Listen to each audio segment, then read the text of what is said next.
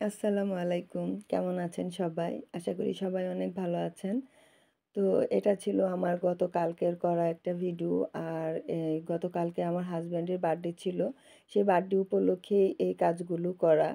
তো ১ম এই আমি কিছু বিরিয়ানি রান্না করে নিয়েছিলাম। আর বিরিয়ানির পুরো রান্নাটা আপনাদের সাথে শেয়ার করব না। কারণ দেখা যায় এই রান্নাটা পুরোটা শেয়ার করতে গেলে ভিডিওটা অনেক লং হয়ে যাবে।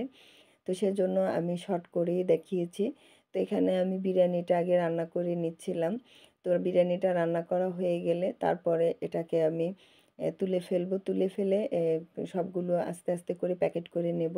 আর যেহেতু আমার হাসব্যান্ডের বার্থডে ছিল, অনেকেই অনেক ধরনের কথা বলেছিল যখন আমার মেয়ের বার্থডে গিয়েছিল যে একা একা বার্থডে একা একাই খান। আসলে একা খাই না আমরা। আমার মেয়ের বার্থডের বেলাও আমি সবসময় অসহায় মানুষদের পাশে রেখেই তারপরে খেয়েছিলাম। তো ওটা আমি আপনাদের সাথে শেয়ার করিনি। কারণ এগুলো শেয়ার করাতে কোনো বড়ত্ব নেই।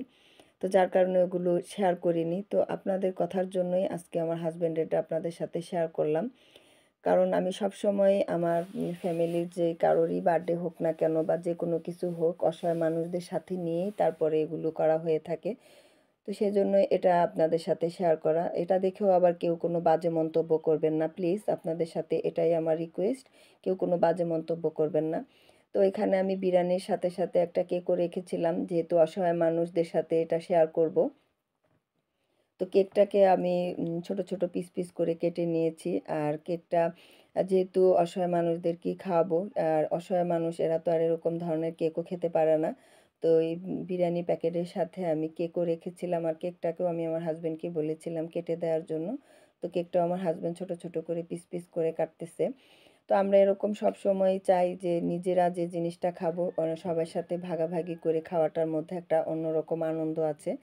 তো আমি সেজন্য এই অসহায় মানুষদের সাথে শেয়ার করি তারপরে খাই। তো এটাও সেরকম ব্যতিক্রম কিছুই না। বরাবরের মতন এটাও সেরকমই করেছি হাসব্যান্ডের বার্থডের জন্য। নিজেরা কিছু খাওয়া-দাওয়া করে তারপরে চলে গেলাম অসহায় মানুষদের সাথে বিলি করার জন্য। এই যে আমি এ চলে আসলাম বিলি করতে। তো এখানে আমি রাস্তায় কিছু দিয়ে এসেছিলাম, অসহায় মানুষ কিছু ছিল রাস্তাতে। তারপর এখানে আমি স্টেশনে চলে এসেছি দেওয়ার জন্য। কারণ স্টেশনে অনেক অসহায় মানুষগুলো বসে থাকে। আমাদের মতন মানুষের মুখের দিকে তাকিয়ে কে কখন খাবার দেবে। অলরেডি একজন বলেও ফেলেছিল, "আপনারা কি খাবার দিবেন? আমি প্রচণ্ড ক্ষুধা লেগেছে, আমাকে একটু খেতে দেন।" কথাটা শুনে আমার কাছে খুবই খারাপ লেগেছিল। তো যার কারণে আমার মানে এইগুলো পরিস্থিতি দেখে আসলে মানে মনটাকে সামাল দেওয়া যায় না। তো যাই হোক, আমি আমার হাসব্যান্ড সাথে আরও ২ জন আমার সহকারী ছিল। এরা সবাই মিলে বিলি করে দিলাম। আর এই বিলি করাতে যে কি একটা আনন্দ, কি একটা শান্তি সেটা বলে বোঝাতে পারবো না।